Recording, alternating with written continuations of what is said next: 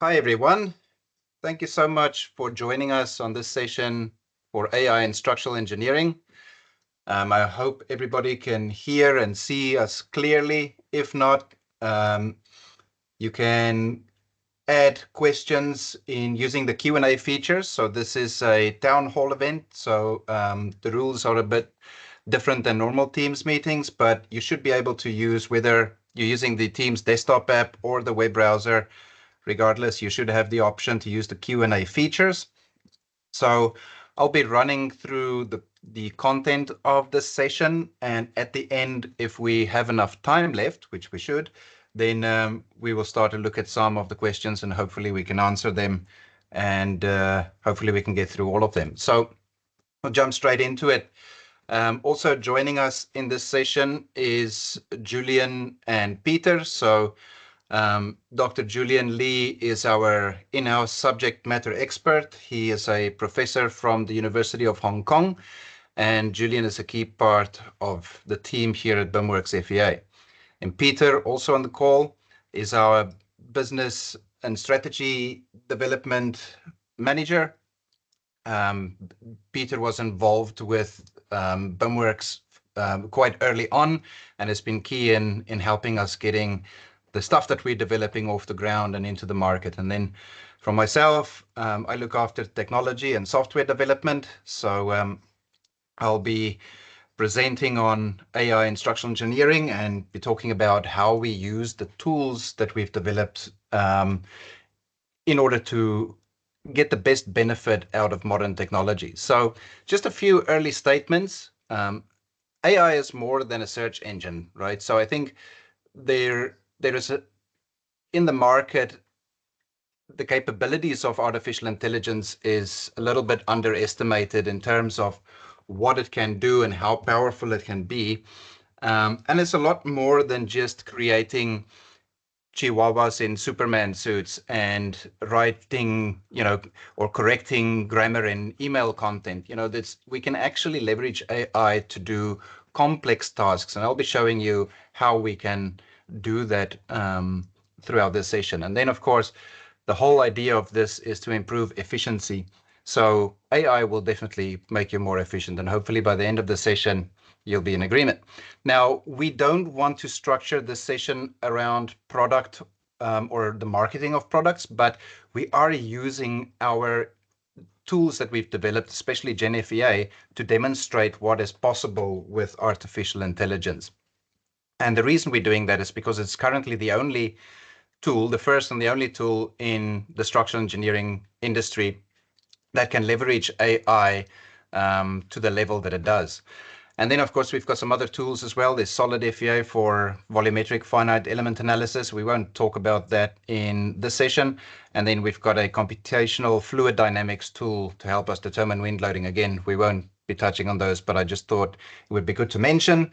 And if you're interested in any of those, we can have a separate offline discussion around those packages. So the topics we'll be looking at today is first, how does AI work? So we'll have a brief overview of neural networks and artificial intelligence and kind of, what it is and how does it do what it's able to do. We'll also look at the performance of different large language models, and then, of course, the cost associated with those.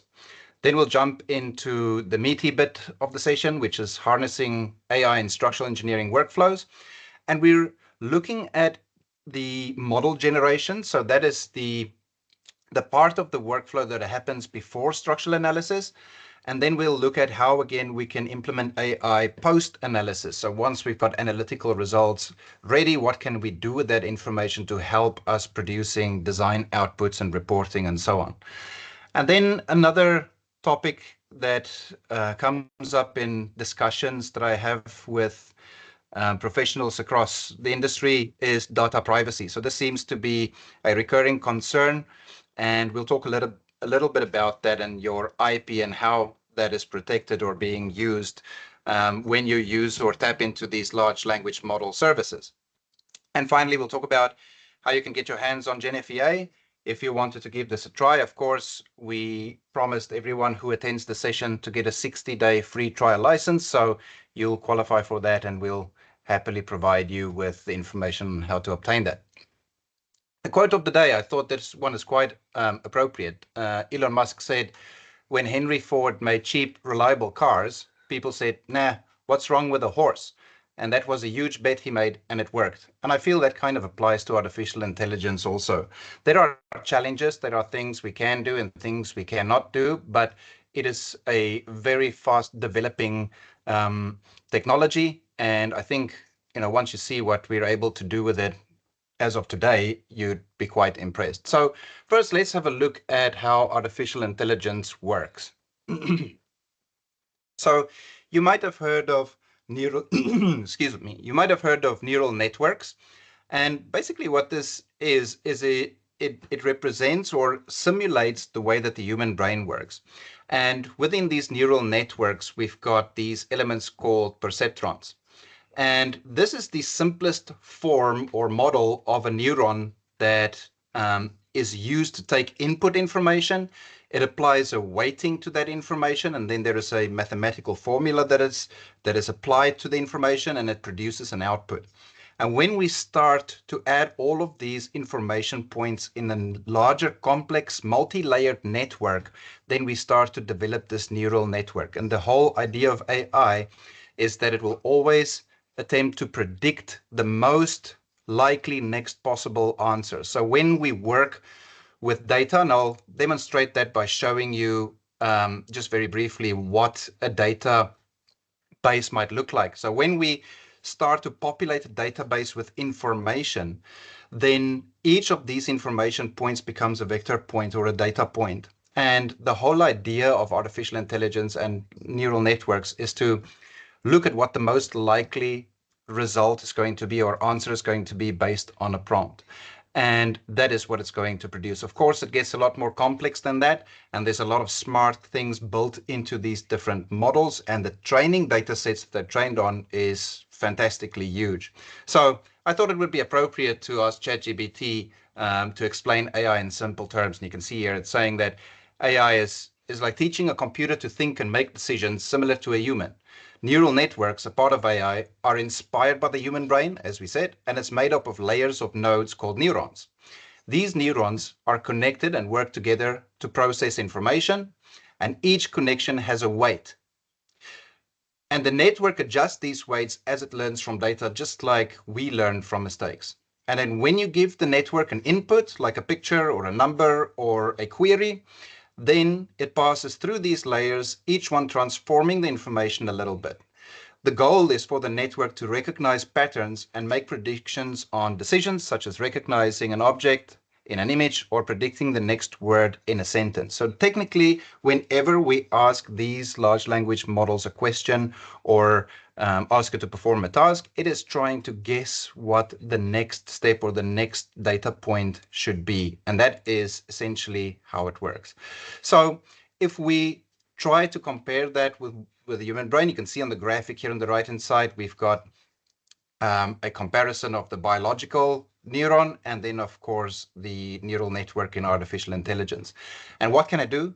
So at this stage, already, artificial intelligence can pretty much beat humans in every area, but there is a very important caveat to this. So it can only do that if enough training data and examples are digitally available and engineers can clearly turn this information and the data into numerical values. So if we look back at this vector database example, here we have created a whole list of questions and answers that relates to specific content within the BIMWorks FEA software, for example. And what we do is we fine-tune the large language models on this information. And when we start querying on the information, if there is enough information and no ambiguity, then we can expect to get better results out of our large language model. Secondly, either the solution to the examples are clear, so a large amount of labeled data is available, or it is possible to clearly define preferred states and long-term goals that should be achieved. So what this essentially means is that whenever we are working with large language models, we want to make sure that the training data is very clear, comprehensive, not ambiguous or conflicting data within the training sets. And we want to be sure that we set clear goals in terms of what we expect back from the large language models. Now, if we look at performance, there are many different providers, such as OpenAI with ChatGPT, there's Google Gemini, there is the Llama models from Meta, and then the adapted Llama models from Grok or X, and Anthropic, and a whole bunch of other ones. So if we look at the performance from our end and the internal testing that we've been doing, we find that the OpenAI paid models currently outperforms all the other models. With Grok, the ones from X and Elon Musk are a close second, and they're free, which makes them very attractive to use. And then there, in third in line, we'd say is the Google Gemini models, and that's followed by other paid models such as Claude from Anthropic. This is from our own research and our own experiences, specifically related to tasks in generating 3D model content, which is quite a complex thing to do for large language models because it involves a lot of computation and understanding large data sets. And of course, also in performing some complex calculations. But if we look at information that is tested on a more global scale, more general purpose, then in terms of quality, the Omni 1 preview and the Omni 1 mini models from OpenAI is leading the pack. And then we'll see the GPT-4o model here somewhere towards the middle. And if we look at speed, so this is the inference speed, how fast it is to respond, then according to this list, Gemini is in the front from Google, and then close second, or not a close second, but second to that is the GPT-4o Omni models, mini, and then the GPT-4o, and so on and so forth. From our experience, the GPT-4o models respond reasonably quick, and the inference time is reasonably low, so they're quite good to use. The O1 preview models are quite slow because they've been optimized to perform better checks and validations rather than just spitting out numbers without validating or quantifying it. So the GPT-O1 preview models are definitely slower in terms of speed, but the accuracy and the quality is a lot higher. And then if we look at the cost component of it, the O1 preview models are the most expensive because they use a lot more back and forth processing, so a lot more tokens that are used to produce outputs, again, because there's a lot more checking that is involved. And then, of course, if you look at the O1 mini models, they're a lot cheaper, and the GPT-4o models even cheaper. If we look at the running costs in my example, so I'm using the OpenAI models most of the time. I do test some of the other models like Gemini, the ones from Grok and the ones from Anthropic, just to kind of compare results and see how they develop and progress. Because remember, it is a ever-growing and ever-improving industry or technology. So every month there's new improvements and updates in all of these models, and we always like to test them and push them to the limits and see what we can get from them. But essentially, the Grok models are free and they're extremely capable. The problem with the Grok models is that they've got a limited token capacity. And what does that mean? It means the input data that you can use at any given time is limited to whatever the token capacity is. And it's about 50% of that compared to OpenAI. Then we've got the OpenAI models, and you can see here from my costs, and I use these quite a lot. So I've got the professional tier that I pay for. It's $20 per month, which equates to $33.50 New Zealand. And for that, you get $20 free tokens. So you pay the $33, but you get $20 free tokens that you can use, of course. And then everything above that becomes pay as you go. The Omni 1 preview models by far more expensive than the rest. So you can see that here from the graphic. But overall, during the whole month of October last month, I've only spent $20.73. So it's really not that expensive. The Gemini models cost more or less the same. They're around $37 per month. The Anthropic models like Claude is $33.50, and then you also have to pay additionally, it's a pay-as-you-go system, to use their API feature. So it actually turns out to be a bit more expensive. And then most of these models, except for Anthropic, also offer free tiers. So you don't have to use the paid versions to access these models. So the GPT-4 models and GPT-4 Turbo, the Gemini, some of the Gemini models, those are free to use, but they are not as good. So we don't recommend using them. Just pay the $20 and you actually get a lot better results and better value, in my opinion. So next, let's look at harnessing AI in structural engineering workflows. Now, before we jump into the details, GenFEA is our flag. I wanted to kind of just give you an overview and explain what GenFEA is, because we'll be using that as the platform throughout this presentation, and it'll be good to understand just what GenFEA is, what it does, and how it works. Flagships, finite element analysis and design software. With GenFEA, you can model any type of structure, whether it's basic or complex, run analysis calculations, and perform complex design calculations for any code in any country to any standard. Thanks to intuitive tools such as our built-in math and scripting engine, artificial intelligence, and other smarts, we are able to connect information from analytical results, geographic location, and other sources so that our built-in AI tool named DesignMate is able to assist in developing 3D model content, create design calculations, and generate mathematical output scripts based on information provided in the model and through user interaction. GenFEA's AI tools is more than just a chatbot. It can actually create complex 3D model geometry, perform complex design calculations, and it can connect to DesignPad, our mathematical scripting and parsing engine, to solve complex math problems and generate impressive output reports and design documentation.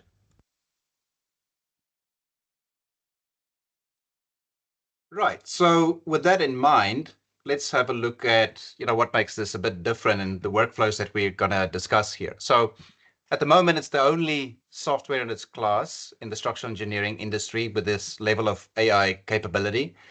It's the only software that uses a scriptable math engine dynamically linked back to the analytical results as well as the model inputs. It uses an open file format, and this is the XLSX format, so you'd recognize that. This is the standard format for creating spreadsheets, so this is typically what you would use in Microsoft Excel. And this is important because all of the stuff I'm mentioning here is not to try and push a product, but to try and explain how we can generate data through this platform and connect it so that we can use AI to develop the outputs that you're going to see very shortly.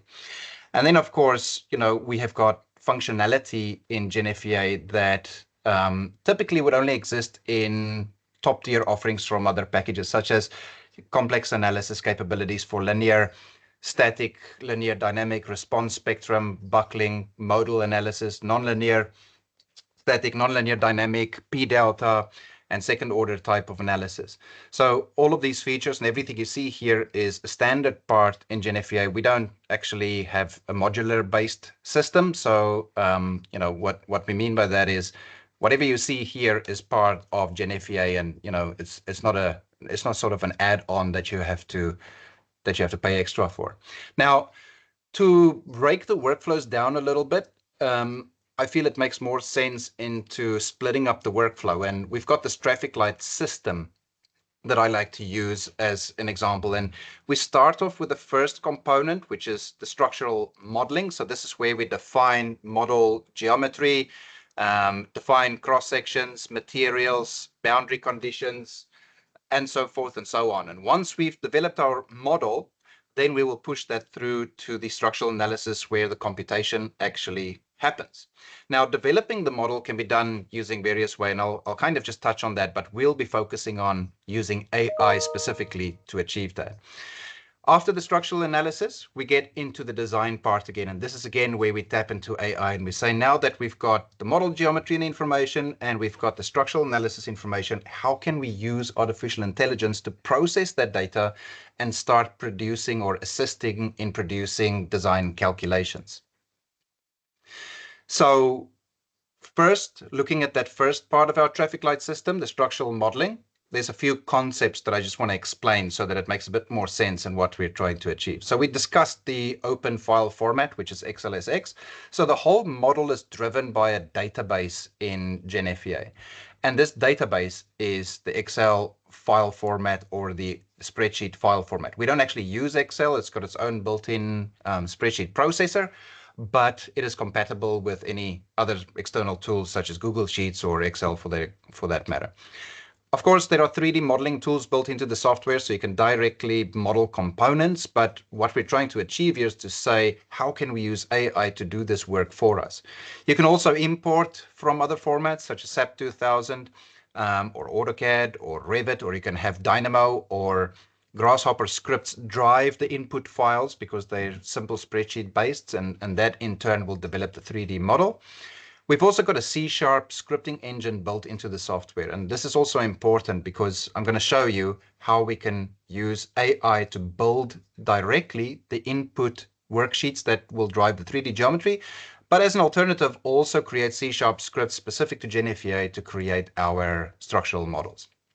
So the first part is looking at the 3D model generation through our AI tool, and we've called this DesignMate. So DesignMate is our AI assistant within the software, and it uses multiple providers. So we don't rely on a single provider like OpenAI or Meta or Grok. Instead, we provide the option to tap into any of those models. So I'll demonstrate that in a bit.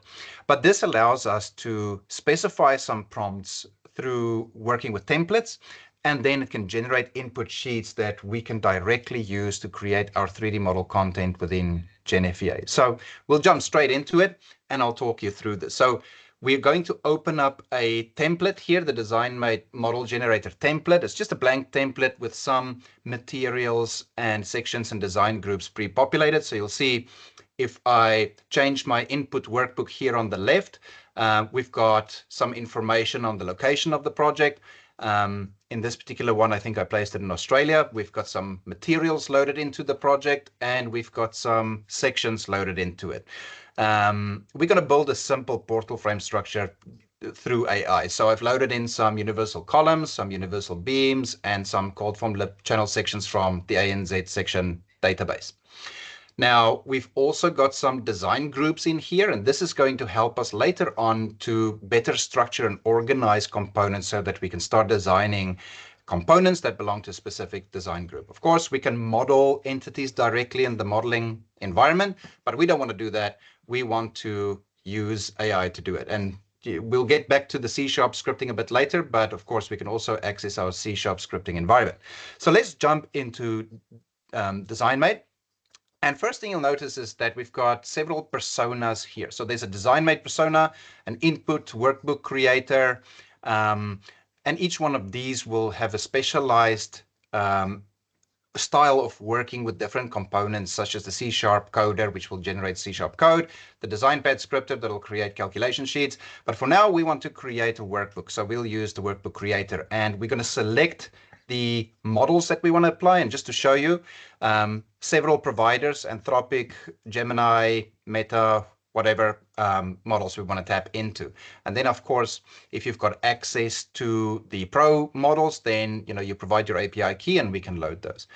Then we are going to specify the template for generating portal frames. Now, I'm going to first talk you through about what templates are in DesignMate. So templates are text file driven instructions. And we've got this template builder tool, but essentially what it is, it's just a simple text-based file with some input variables that are defined. So in the case of the portal frame, we've got span length, eaves height, apex height, spacing, number of bays, etc.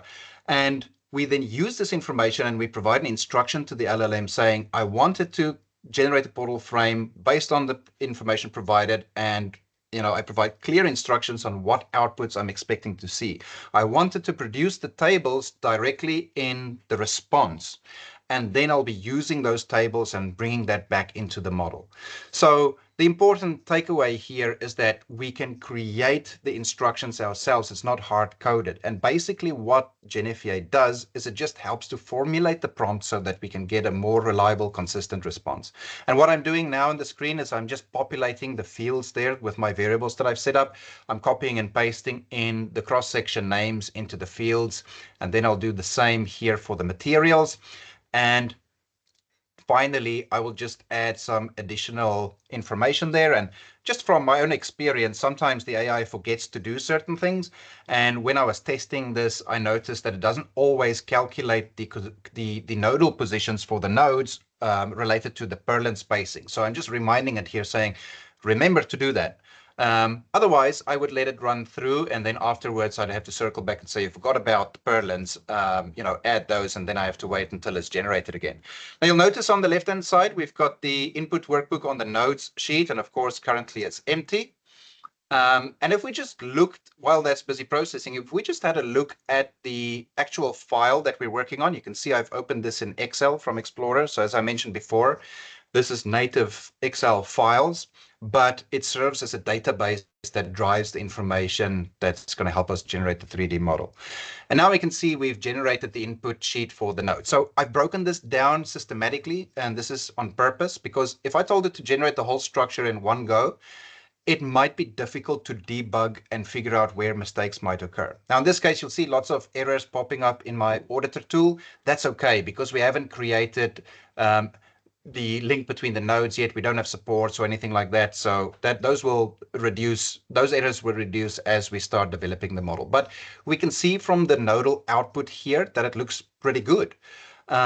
We can see that it's following our instruction. It's creating what seems to be a portal frame, and we can see those nodal intersections and positions in 3D space. So we'll proceed and say, looks good. Let's proceed with the framing elements.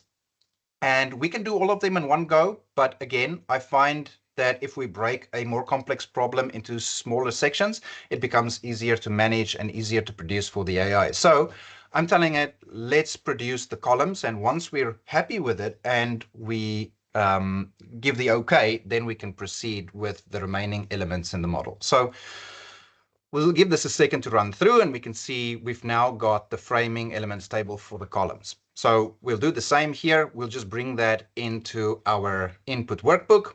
GenFEA picks up that these are framing elements. And, one thing I noticed is that it used a different design group name than mine. I had columns. The AI produced cols.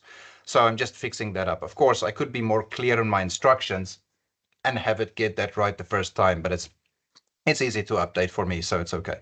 So we can see that looks all good. And what we'll do then is we'll proceed and say, all right, now let's start with the rafters. So I don't know why I'm always so kind to the AI. I always say thank you and please. It's just my style. I'm curious to know how many of you do the same thing. Right, so we'll let that run through, and then once it's ready, we'll bring that into the model. So now we can see it's produced the outputs here, and we ended with node or element 12 there from the columns, and this starts from 13. So it looks good. It looks sequential.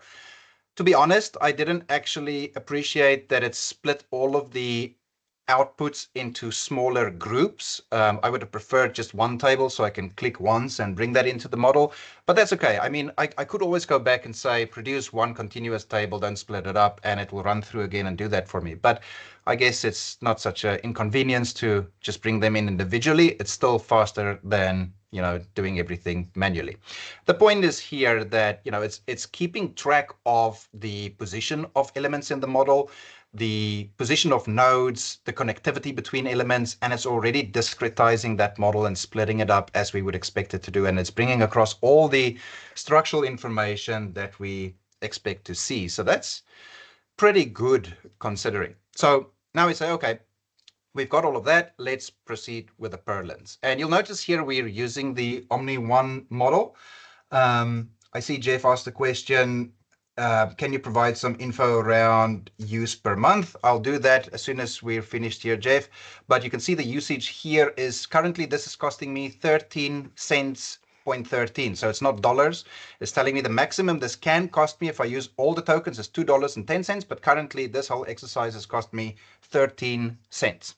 So it is quite cheap. But of course, it's determined by how many iterations you run through, what is the size of the context, and how many tokens you use. But okay, we can see we've got our Berlin table generated here. So we'll do the same. We'll just bring this into the model. It's picking up that it's framing elements, which is good. And once that's ready, we'll jump back and just update our 3D environment and see the result. And that looks pretty fantastic. I think you'll agree that's pretty good. I do notice it didn't add those eaves and beams there. That's okay. I didn't actually specify that clearly enough. So my instruction was probably not as clear as it could have been. But it's not a hassle to just quickly update that. I think the bulk of the work has been done here, and that's kind of what I expected. And yes, it's only a portal frame. It's still not the most complex structure in the world. So, you know, how far can you go with this? And how complex can it be? It can go as far as, you know, you're able to set up your logical templates and explain the concept of what you want to develop very clearly. And you can do that section by section or bit by bit rather than trying to process a whole bunch of complex data all at once. But you can see we're building a full 3D model here.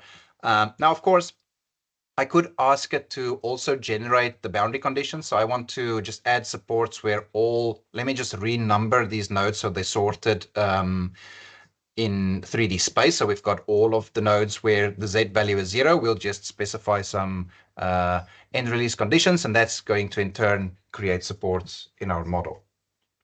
Okay, so now that we've got the model in here, we can switch on labels and we can just kind of visually verify that everything is in fact connecting. We don't have duplicate elements, and elements are discretized across the model entities. So all in all, I think that's a pretty good result. With minimal manual input, we were able to develop a model based on prompts and outputs from the AI.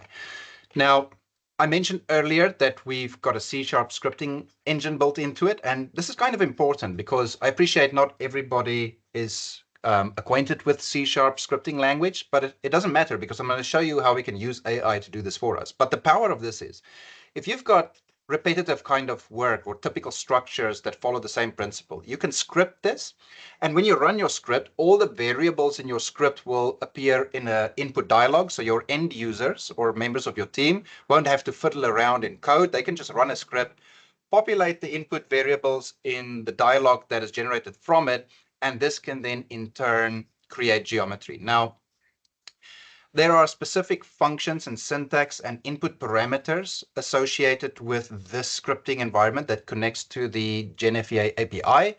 And obviously, to learn this takes a bit of time. So rather than that, we can access the persona in DesignMate called the C# code modeler, and we can give it instructions. And I'm going to tell it to generate a similar structure, but this time I'm going to say, create the C# script based on this information. And I specified some parameters there, and we'll send that off and see what happens. Now, again, you'll notice I'm using the O1 preview model because this is the most capable model. This does work also with the normal GPT-4o models, but it might require a few more iterations. It is very easy for the AI to get stuff wrong. You'd have to go back and indicate what is wrong. It'll process it again, and it maybe takes 2 or 3 iterations to get to a functional result. Whereas with the O1 preview models, they are usually 99% correct with the first go, which just, you know, cuts down on time spent. Great. So now that we have our C# script here, all I need to do is to just copy that. So that's going to copy the code from the code block into my clipboard or onto the clipboard. And I'm just going to paste it into my scripting environment. We can see there's a whole lot happening there. And again, you don't have to be a coder to analyze and debug this. But it does help if you look at what the code is doing. Now, I've already got some materials and sections loaded into my project. And of course, I can see from the code that it's going to add materials and sections. So it'll double up on those. So I'm just removing those. And then there's a few other things we want to do here. I just want to fix up some of the class names. The AI gets most of it right, but it does make mistakes a little bit. So it does require a little bit of intervention from my end to kind of read through the logic a bit and make sure that things like the section names match up, the section classes, the material names are correct, and so on and so forth.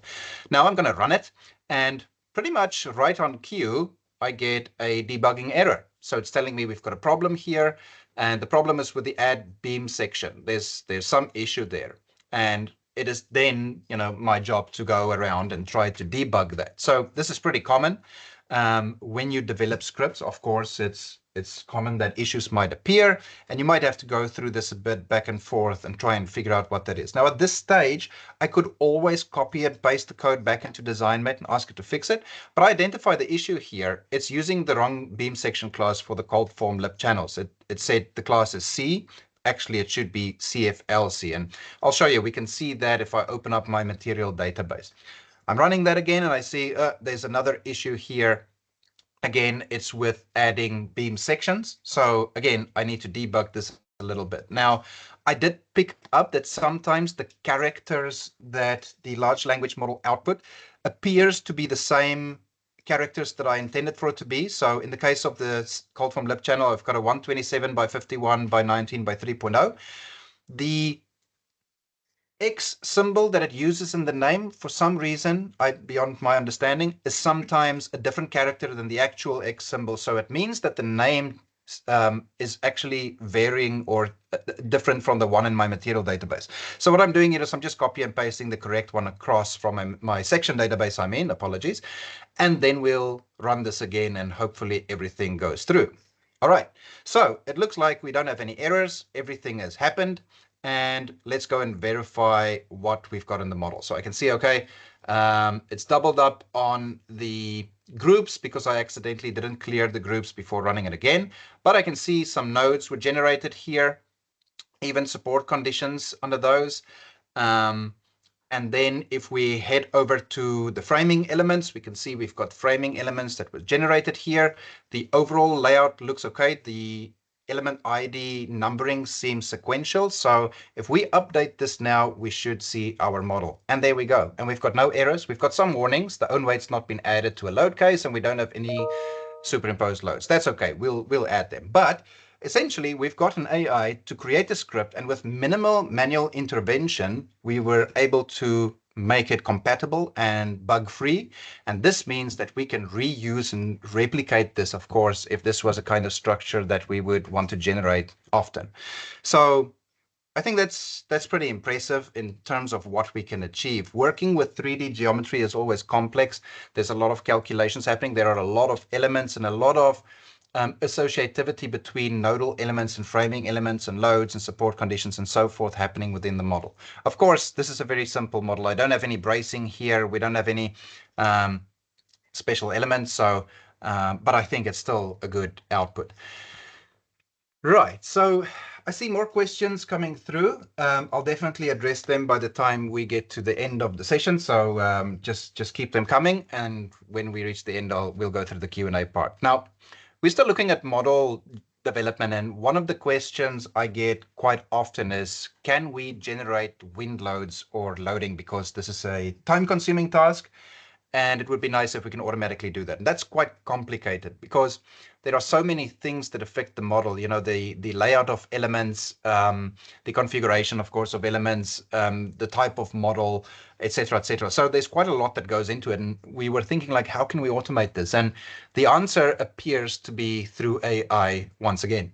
Now, it is not perfect yet. It is a work in progress. So, you know, take this with a grain of salt. I'll show you where we are and what we can achieve. And it is pretty impressive, but it is by no means a finished result yet. It's a work in progress. So, okay, here we've got our portal frame model that we developed earlier. Now, what we'll do is we'll go to the nodes sheet. First, we look at the input. So of course, we've got our model location here. This is important because we're going to tell the AI to develop and calculate the wind loads that we'll place on a load case here. So I'm just quickly creating two load cases. One for dead load to include the own weight and another one to contain those wind loads. And then we're going to tell the AI to calculate the wind pressures on the structure by analyzing its inputs. And those inputs will be the node sheet. So I'm going to head over to my nodes and I'm going to export this as a CSV file. and we'll just override the one that I've already done while I was testing this.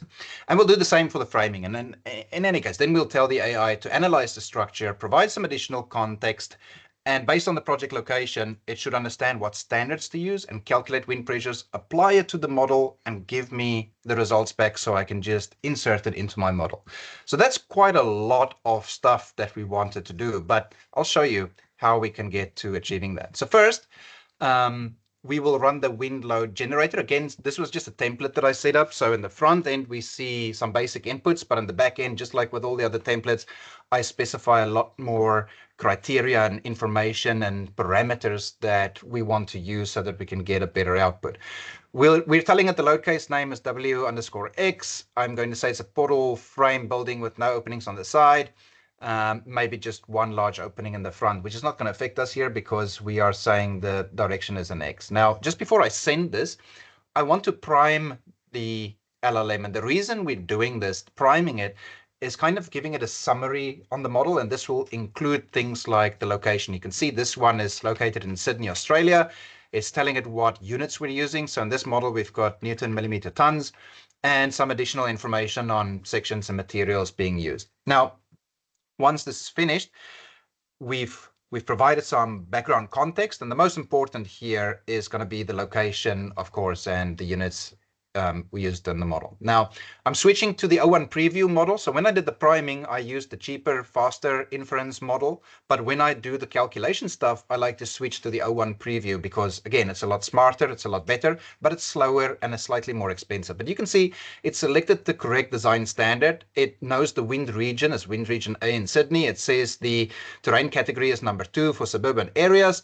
It knows the height of the building, it knows the dimensions, it understands the wind direction is an X relative to the model position, and it's starting to produce some calculations here. Now, at this point, I just want to point out that it can make mistakes, it can misinterpret things, and it would generally be the workflow to go back and reiterate this. In this particular case, I already see an issue. It's provided the line load on the columns and on the purlins there in newtons per meter. That is not correct. That's going to be way too big because we're working with newtons per millimeter in this particular model. You'll see there at the bottom left of my screen, it says Newton millimeters ton. So I need to go back and say, adjust for that because that is actually incorrect, and we'll just fire that off. And I realize since the heavy lifting is already done, we can use the GPT-4o model. We don't need the O1 Omni. But in any case, doesn't matter. So now we can see, okay, it's updating its calculations and it's pushing through results. So what this is telling us is that, of course, we cannot rely on the AI to just produce outputs and calculations unmanaged. We still need to validate results. We still need to go through and make sure that we are getting the responses that we expect to see. Now, I also wished it would have provided a table output so I can just link it back into my model, which it didn't. I can, of course, go ahead and say, no, produce a table. But we can also just save this. It's already in raw CSV format. So we'll just save it as such, and then we'll bring it into our loads input sheet. So if I import that, it'll bring it in. We'll click OK, and we've got our loads brought into the model. Now, to validate the information, again, we didn't spend too much time looking at what those values are. Are they sensible? I've kind of just, assumed they're OK, and I'm applying them in the model. And we'll switch to our our wind load case, and we'll switch that on and see what that looks like. Now, at this stage, you can see it's applied loads. We can see the direction and generally to the elements that they've been applied to, so to the columns and the purlins, which is good. But if I look at some of those values there, I would expect that to look slightly different, especially since we said we don't have openings on the side. So at this stage, as I mentioned before, this is not perfect yet. There is work to be done. But in terms of assigning to the correct geometrical elements, we have made great advancements, and the capabilities of the AI models has made great advancements as well. We can't take credit for that. What we try and do is harness that in the best way possible so that we can connect that to the model that we've got here. So at this stage, I probably want to go back and start questioning the theory and the logic and the application and run a few iterations until I get to my desired result. The good news is that once we figure out what configuration and instruction template works best, we can save that as a template and use that in future so we don't have to go back and forth between those exercises. Okay. Now, at this stage, we've kind of covered off the topics where AI is involved and how to develop our geometry. So let's have a look at running the structural analysis. Now, this part doesn't necessarily use AI. It uses the built-in tools and the capabilities of the analysis engine, but it is important to understand where that comes from so that we can realize how we plug this information into DesignMate to help us with some design calculations. The important bit here is that, of course, we produce graphical outputs, and I'll show that to you in a second, but we also store this data in a spreadsheet format. So it's tabled database output, and that is going to allow us to sort through the data, filter for design groups, find the critical elements, and feed only that critical information through to the large language models. Because if we send the whole input workbook as well as the results output workbook to the LLM, number one, we will exceed all the allowable tokens we can use. And number two, it'll be too much information and too complex for the LLM to process. So we have to be smart about how we does this. And this doesn't just apply to GenFEA. This applies to working with LLMs in general. You want to break it down and make it as simple and structured as possible. And that's what I'm going to demonstrate here. Okay, so before we start to run the analysis, I thought I just want to add a few elements to the model here. I mentioned before we don't have bracing in the model, so I thought, okay, let's just add a circular hollow section to my section database, and let's create a design group that is going to host our bracing elements. And we'll just assign a unique color to that because everything in this model is displayed by design group color. So the colors define what we see, and that makes it easy for me to kind of distinguish while we're working in this 3D wireframe sort of view. Of course, we can extrude the elements. It just makes sense to kind of view it in this way. And we've specified these elements with pinned end releases and tension only members. And I'm kind of just freestyling it here. Just kind of guessing where the mid of those positions should be to draw in my bracing in the roof. And I'll just continue that for the last bay there. And then from there, rather than drawing everything across on the other side, we'll just select the elements here. And in fact, we can actually select that by group. So I'll just right click and say select all from group. And then perhaps we can use a mirror tool to mirror that across to the other side. And we'll use the references on the grid we've got there to do that. And I'll just switch on my grid snaps. I'm going to specify 2 points to create a mirror line, and we just mirror that across. And that's it, really. So that's all I wanted to add to this model.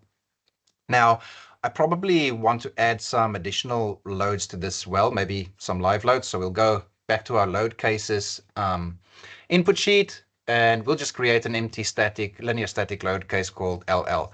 Then I'm going to select all my purlins in the model, and once I've got them selected, I'm going to add a line load to all of those purlin elements. We'll just go to line load, select the load cases, live load, and then specify a value of, let's say, I don't know, 0.8. Oops, I should have probably changed the value in X because it remembered information from my previous session, but doesn't matter. It doesn't matter. Okay, so the reason I'm doing that is I want to show you that we can also use it. We can use the AI to generate load combination tables for us. So I'm telling the input workbook creator, so I want 2 load combinations. I want a combination C1, which is going to include dead load plus live load, and then a combination 2 that's going to include my dead load and wind load. It already knows the location of the project. It understands the design standards, so the 1170.2 code, and I'm telling it to use the appropriate or applicable factors. And I realize I'm using the O1 preview model for this, which is slower. So I'm going to switch that to the GPT-4o just because it's faster, and this is not a complex task, so it should handle that quite easily. And we can see it's starting to show us, the output that it's going to produce. So we've got live load at 1.2, 1.5 dead load at 1.2, and then for our combination 2, we've got 1.2 and 1.4. I'm just telling it to produce a table, not the CSV file, so I want to be able to just link it in directly. And we can bring that in. So that will then create for us the load combination table and bring it into our load combination sheet, which I'm opening right now. And I can see something is wrong here. It did not bring in the values for the wind load and X, and neither did it with the live load. And that's because I made a typo. The wind load case is WL_X, not W_W. So I'm just correcting that there and obviously it's producing the corrected table for me. So once we've got that in, I can bring that in again, and hopefully this time everything will match up, and it does. So we're good. Okay, so again, we're just using the AI, and this is again a very basic example, but if you have multiple load cases and quickly wanted to generate combination tables and link it back, it's kind of handy. All right, so now we're running the analysis on the model. There's a few things that I didn't do maybe that I should have done, but okay, for the purpose of this demonstration, it's okay. Well, let's switch to a combination for our output, and let's kind of get an idea of what this looks like. So we'll switch on the deflection. We're on the combination C1 case, and we can start to see some graphical outputs in the screen. And we can animate that if we want, and we can see there's movement in X and in Z. That's because when I applied the live load on the roof of 0.8 in Z, I also had a load of 2 point something in the X direction, which is why we're seeing these massive deflections here.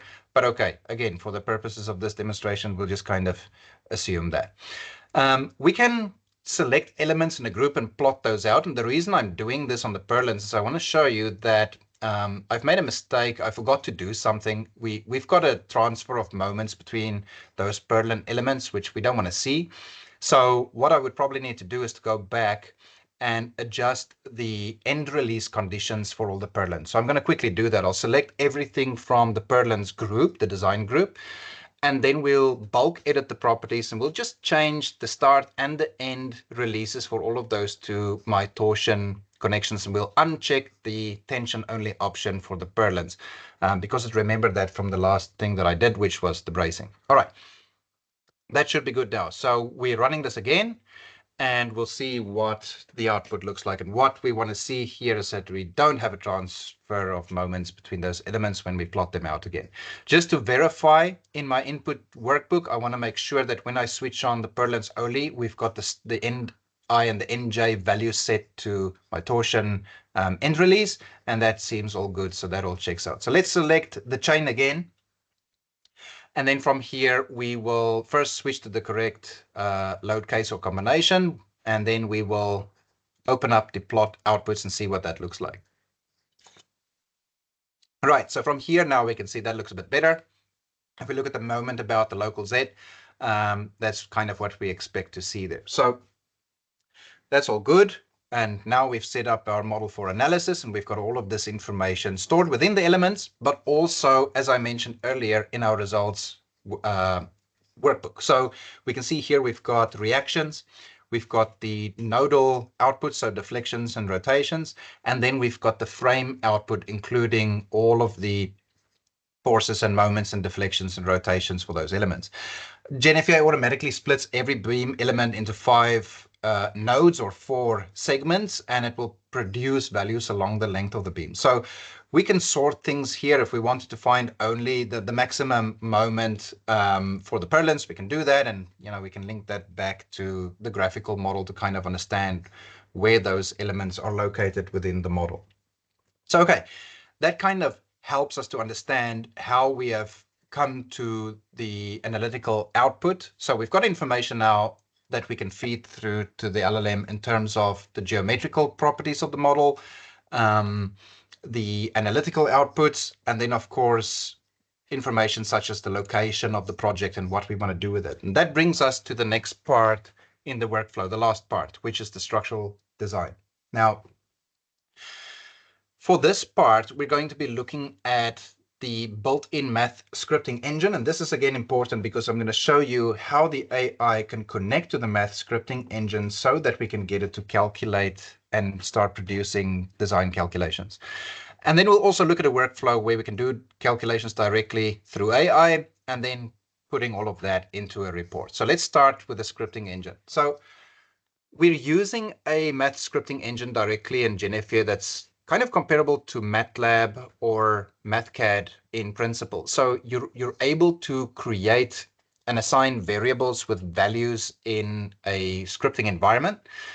And we can dynamically link that to information in the model, such as material properties or section properties or the structural analysis results outputs.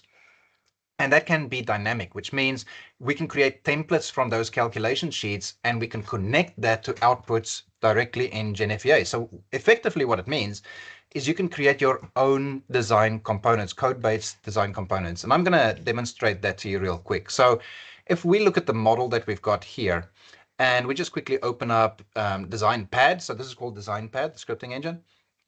And just to show you the syntax, so we're creating a few variables here, a is 5, b is 8, and we'll just add some very simple formula there, a times b squared. And that'll produce a result.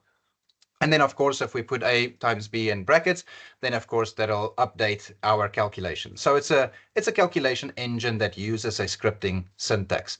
Now, as I mentioned, we can also link this to model information, such as, let's say, we wanted from the columns group the absolute maximum values for axial force based on the units in the project. Of course, then we can bring that in. Now, by using that, we can save these calculation sheets in a folder, and that will then appear when we right-click on elements in our design groups. And the example I'm showing here is the Australian steel column design standard. The New Zealand one's fairly similar, but just to show you, this is just an example, but it's bringing information from the model, it's applying it to calculations that I've set up in a template, and it is running through the checks as I've defined them. So that kind of makes it really powerful. Now, the scripting that happens behind this is not super complex, but you can see there on the left, it looks, like there's a little bit of work involved in getting to that stage. And again, this is where AI really starts to shine, because rather than trying to learn a new scripting language and understanding how that works and having to debug it, you can use AI to do that for you. So when we use DesignMate, of course, we can produce designs directly, but we can also instruct it to create design pad calculation scripts once we are happy with a particular iteration of a component-based design. So again, with this, we are going to heavily rely on simplifying the data that we want to send through to the large language model. So we're using GenFEA for that once again, but the same principle will apply if you used, any other tools or directly communicating with the likes of ChatGPT. So what we do is we say, okay, we've broken up the model into design groups. We can reduce the number of information that needs to be processed by finding the critical values within a design group and send that through with clear instructions on what it is that we want to achieve in terms of output. So in DesignMate, we will first prime the model. So we set the persona to DesignMate. We're going to prime the model with the Perlin's design group. In this example, we're going to do a Perlin design, right? So I'm going to prime the model. I'm using the GPT-4o model, which is faster because we don't need a lot of complexity in summarizing the model, right? So we use a faster inference model and a cheaper model. When we get to the design, we'll use a more heavier model like the O1 preview. But we can see we've got a summary here on the model, and it looks good. So it understands the location, it understands the basic critical information on that design group, like materials section and maximum forces and moments. And from here, we can select our design template. Again, all of these templates are editable and scriptable, so you can add to these. And if you place them in a folder, they're going to appear in this dropdown. And I'm purposefully going to use the wrong template. I'm going to use a template I've designed or created for hot rolled steel design, right? But I just want to show you what happens. So I'm going to say use this template, and I'll show you what the template contents look like in a minute. But it's got specific instructions on what I want to check for and what input parameters I'm going to provide. And it's not really the appropriate template to use for my cold form sections. But I'll show you how the AI interprets that and what it's trying to achieve and how important the job is on my end or in the designer's end to specify the correct input parameters or template parameters. So here we're saying that, design a beam, do a beam verification based on the following input parameters. And we've got things there like the design code, the effective length factor, and seismic considerations. The design code is automatically determined by the project location. And we're saying check for the beam's bending capacity, shear capacity, deflection compliance, and lateral torsional buckling capacity. That is okay, but it's probably not the right template to use. As I mentioned, that's more for hot rolled steel, but you'll see it still tries and do a good job. It says it's using the AS/NZS 4600 standard for cold form steel structures, which is correct. And it's starting to execute some calculations based on, the available information and the instructions that I've provided. Now, I didn't tell it what calculations to use. I did not tell it what logical workflows to use. But I'm going to show you another example where we've broken this down and been a lot more specific in terms of what we want to output. So the input looks more or less the same. But if we open this template, we can see now there's a lot more instruction. We're not leaving it up to chance. So for every component that we want to design for, so section moment capacity, elastic loss, torsional buckling, stresses, distortional buckling, stress, and so on and so forth, we have specified what formulas to use and in what conditions to use them. So this takes a lot longer to set up. Well, when I say a lot longer, it means it needs a little bit more input to set up these templates, but it's a lot more clear and concise. The instruction is very specific, and we're not leaving it up to the discretion of the LLM to decide what to do and where to do it. So this is handy because it means that we can have, force greater control in terms of what it is that we want it to do, and we can kind of guide it a lot more. So if we want repeatable, consistent results produced, then it's really up to us on how specific we create our prompt and instructions that is going to be interpreted by the AI. And if we do that, of course, we're going to get the consistent results and the outputs that we expect to see, like you can see here on the screen. Now, I'm not going through the calculations necessarily at this point. You probably would want to, and you might want to query some of those steps and agree or disagree with them, but you can see it's followed the instructions and it's used the instructions to check for the various components that we've asked for. And we can see it's failing in a lot of those instances, and that's due to the massive loads that I've accidentally applied in my model, but doesn't matter. We can see it's working.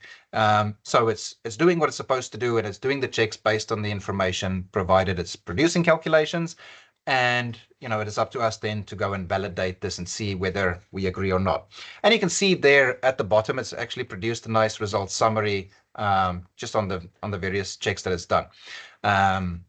Some of them passing and some of them failing. Now, this is great, but we might want to combine this with our design report to some state or analysis report. So we can actually tell DesignMate to generate a design pad script for us. And again, it just uses a template and with some basic instructions, and we'll call that. And what it's going to do is it's going to create the scripting syntax that we will then use in our next exercise that I'll show shortly to combine that with our analysis reports and design reports. So we can see it crunching away here. We don't need a heavy model for this because all of the heavy lifting is already being done. We're just asking it to convert that response into the script that we can use directly in DesignPad. And that's going to bring us to the next part, the report generator. So I hope everybody is still with me. I know this is a lot of information, but hopefully you kind of, can keep up and see what it's all about. And of course, we can have sessions offline and, going through the respective items that we're covering here today. Now, anyway, so using the tools built into GenFEA, we can generate reports, of course, and we use DesignPad for that once again. So our calculation and scripting engine, we also use as the area to generate reports. So before I generate the report, I'm just going to position the model a little bit better. So DesignPad will take some screenshots of the model, and based on the current view and viewpoint, it's going to use that. So I'm just positioning the model. I'm selecting some options here and what I want to see in my reports. Remember, I copied that DesignPad script that the AI generated to my clipboard. So that's still sitting in my clipboard. And now I'm generating this report using the built-in tool. So this is not AI, this is just the software doing its job, but it's creating the script here on the left-hand side. What I do want to do is I want to include maybe some design elements that was generated by AI, and I want to place that somewhere here near the end of the document. So I'll go ahead and paste that in there. All right, now off the bat, again, you can see the AI doesn't always do everything correct the first time, and that could be a combination of the language model that I'm using, the lack of proper or confusing or ambiguous instructions from my end, or whatever the factors might be. Now, in this particular case, fixing up the syntax is quite simple. Obviously, I'm familiar with it, so it's easy for me to do. But I could always go back and say, look, we have an error on these lines. Something is wrong there. And the AI will most likely say, oops, yeah, I forgot to put the inverted comma in front of the text elements or the HTML tag elements. which it should have done. In my case, I find it's just going to be quicker to manually fix it. It's not a serious issue. It's a small issue, so it's easy to fix. But sometimes there is a back and forth iteration for sure. Okay, so once that is done and we've generated our report, we can see, okay, we've got the analytical outputs that we've selected for that particular load case or combination. In this case, combination C1, and we've combined that with the calculations that we have generated from DesignMate. So yeah, this just demonstrates again how we can tap into AI. We don't, of course, have to rely on that if that's not the workflow we want to use, but you can do that. And if you can find that sweet spot where your instructions are clear, the outputs are concise and consistent, then why not rely on that if it can do a bulk of the work for you rather than doing it manually? Okay, so enough technical talk in terms of the software. Let's talk about data privacy. So I get this question a lot, and it seems to be a main concern or a major concern for many companies and individuals. Is my IP protected? So just to show you, on the left here is the settings that I use in OpenAI. And of course, like I mentioned, I've got a pro account that I use. And for this, you can see that I have disabled the option to submit model feedback from the platform. So it says, enable all members of your organization to share feedback and chats with OpenAI to help improve and train our models. Switch that off. The other one, share evaluation data with the OpenAI. I've switched that off as well. And again, this goes back to train the OpenAI models. Honestly, from my perspective, I don't really care. I should actually switch them on. I don't mind contributing to improving models, but by default, these were switched off. So if you want, you can go and switch them on. If you really don't want to contribute to updating and training models, you can switch those off, of course. And then, of course, there's the other option here, enabling sharing prompts and completions with OpenAI. So same thing, do you want to share this information and help improve the large language models or no? When you look at Grok, for example, by default, everything is switched off. They don't retain your data. They don't train on your data, and they follow very strict privacy protocols. So, I mean, I didn't place every large language model provider in here, but they all follow the same principles pretty much. Whatever you set up in your usage settings is what will be used, when you start working with the data. So don't be scared of it. Don't feel like someone is stealing your information. Your data is protected if that is what you desire. Now, finally, how to get GenFEA. So we did say 60-day free license, and that applies to everyone here. So all you need to do is head over to bumworksfea.com. You can download the software from there, and you'll see there's a contact us form on that page. If you fill it out, then we'll gladly supply you with the license. Now, I want to just provide you with some of our contact info, and perhaps at this stage, we can look at some of the questions. So Jeff originally asked, can you provide some info around use per month, example, number of queries or hours per week? Yes, we can. I mean, I run thousands of queries, Jeff, but from different models, of course. All of them usually provide you with data analytics where you can see how much usage, how many tokens, and all of that you've used. Again, with the Omni One Preview models from OpenAI, they're quite expensive compared to the rest, but they are also a lot more capable. I know there's a new model coming out in December from OpenAI. Usually when the new models come out, it means the previous models get cheaper and faster. So, that will affect things quite a bit. But again, my usage has been low. Some months I don't exceed my $20 tokens that is provided with my subscription, and then some months, like my last month and probably this month, I've exceeded them. But I think it's costing me like $15 more or less. So it really varies. You can set limits to that, of course, as well. So when you set up your parameters in your account, you can set the limits that you want to use. Susanna asked, is there a feature to use AI when meshing, for example, use quads only, and in the case cannot generate all quads? Explain why this is happening. Susanna, I've seen some attempts to do that, but it doesn't do a great job. I think with meshing elements, there are too many elements usually that is generated, to keep track of currently for AI models. That might change in the very near future. But we've got a built-in quad mesher in GenFEA, so it doesn't rely on AI. I can just do it directly, and it's it's quad only, so it's not quad dominant, it's quad only, and it'll create a structured quad mesh all around in any case. It's a good question, however, because I can tell you now, just being transparent and honest, if you fed a model with a meshed elements, which can equate to thousands of elements in the model, to the AI and asked it to calculate wind loads based on that, it'll probably fail. I think at this stage, that there is a limit in terms of how large and how complex the models are that it can analyze and understand. But if you break it up into design groups, once again, it becomes easier to digest for these models. There's another question from Susanna. Are the portable frame generative template a built-in tool or developed by the user? We ship all of these templates with the software, and as we do updates and add new stuff, they'll appear on your end as well. But the idea is to provide a guideline for you to adapt and change them. Our templates are not intended for production. They're intended for instruction and as an example that you can then use and tailor for your particular country's design standards, the projects you work with, and what your team requirements are. And I think that's all the questions we have. Right. Thank you so much. Oh, hold on. There's a new one that just appeared. Jeff, is the persona development and instructions common to all LLMs? Example, you just said create the purlins. Please elaborate and demo a sample. So is the persona development and instructions common to all LLMs? Yes, reasonably. So it really depends on which one you use. I can show you an example.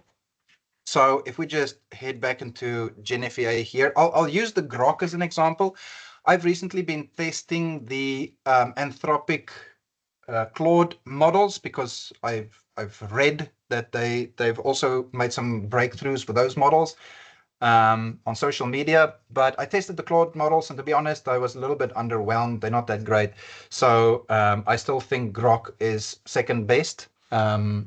But the problem with Grok is the input limit. So if we just open up that same model, so I think everyone can see my screen. And what I'll do is I'll just open up a template that we had before. And what I actually wanted was the one without model elements. Let's use this one. And what I've done here is I've already got some materials and sections and design groups loaded into it, right? So it just saves me time having to do that while I'm demonstrating. So let's go into DesignMate.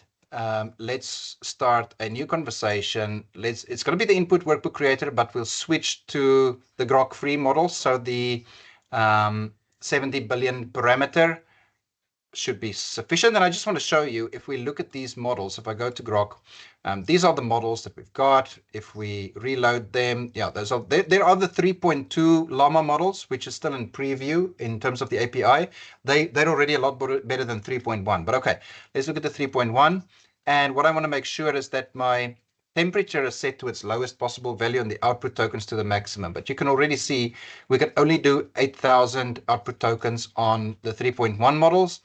And for the 3.2, they go up quite a bit, so we can do 16,000. So it's double, which means they're better. But these models don't work yet. That's why they're grayed out. That's through the Grok API. It probably will soon. But in any case, we'll use the 3.1 model here. So I'll just select that. There it is. And let's do the same. So I'll go to my templates and we'll say, let's do a portal frame. Let's just put in some fictitious values here. Oops, that's a bit much. 3,000, 3,500. Let's make this 4 meter spacing, 5 base, Berlin spacing, 750 max. We'll just put in our column name here. We'll do the beam section name. We'll do the Berlin. And then we've got S355 and S275 there. Oops. That's actually there. There should be S355 also.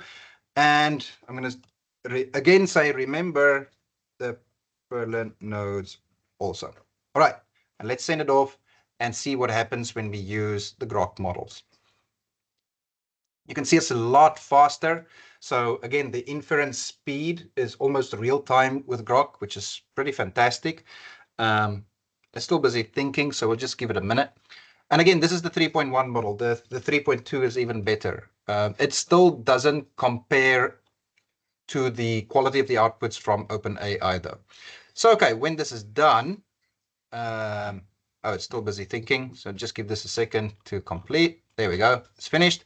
So now we can bring this into the model. Let's go into the nodes sheet. And then before we do anything else, let's just go and look at the output. So terrible.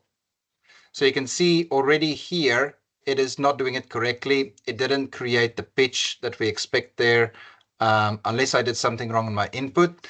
But it did kind of discretize the model. So it did try to compute the Berlin location. So what I would do here then, Jeff, is I would go back and say, does not appear to be correct. Review the rafter nodes. This should resemble a portal frame. Oh, some spelling errors here. Sorry. And so on and so forth. So this might take a few iterations. Again, when I did this with the Omni 1 preview model, the first time it was correct. Just kind of shows you the power between them. If you have simpler structures or examples, again, this is where another feature comes in. So when I use the tool to do the wind load generator, it will actually ask me to upload the nodes and the framing CSV files. Now, if you used lesser capable models like the 3.1 model or the Google Gemini models, but you provide it with an example of another model that is correct, then the results will be significantly improved. So let's see if it fixed it up now. I'm going to bring this into my node sheet, and I'm going to replace the existing nodes, and we'll choose to refresh the model so we can see what's going on. I'll just minimize that. And we go back, and we see, no, not much improvement. It's not understanding what it's supposed to do. I can see it's created nodes here, but yeah, no, not a good job at all. Whereas if we ask Omni 1 from OpenAI to do it, it'll probably do it correctly. Let's see what happens if we use a Google Gemini model. So we'll use the latest one from Google Gemini. I think it's this one.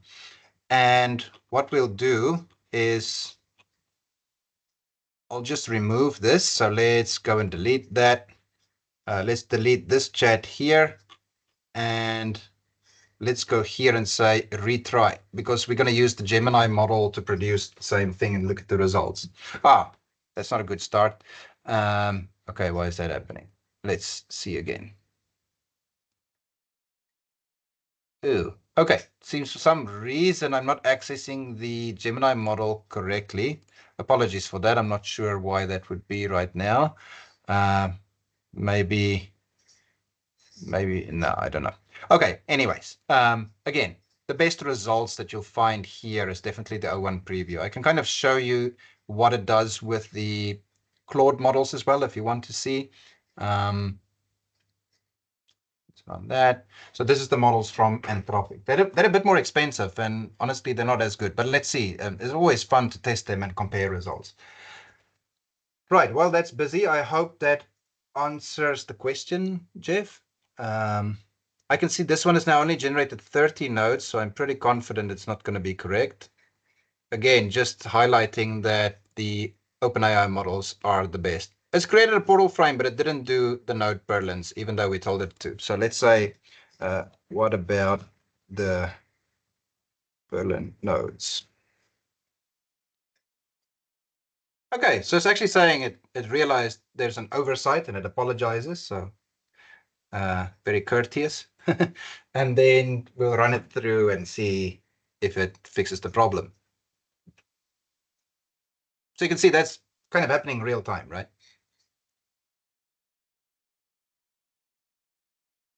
Okay, so it's done. Let's bring it back in, replace the existing sheet, refresh the model, and let's see what happened.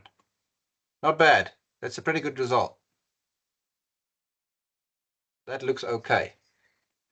And then, of course, we can now proceed and tell it to start generating the remaining elements. But happy to have an offline discussion if you've got more questions about this, Jeff or anyone else. You can always contact us. Again, our contact details here on the screen. And if you scan the QR code, of course, then we can connect with you on LinkedIn. Right. Thank you so very much for everyone joining it. I think it was a good turnout. I hope you found this informative. If you want a certificate for attendance that you can use for CPD hours dedicated to technical training, let us know. Again, just contact me there, chris@bimworks.nz, and I'll be happy to supply you with an attendance certificate for the time we spent here, which was 1.5 hours. Thank you, everyone, and have a great week. Hope to hear from you guys about further discussions on using GenFEA. And yeah, that's it from us. Bye.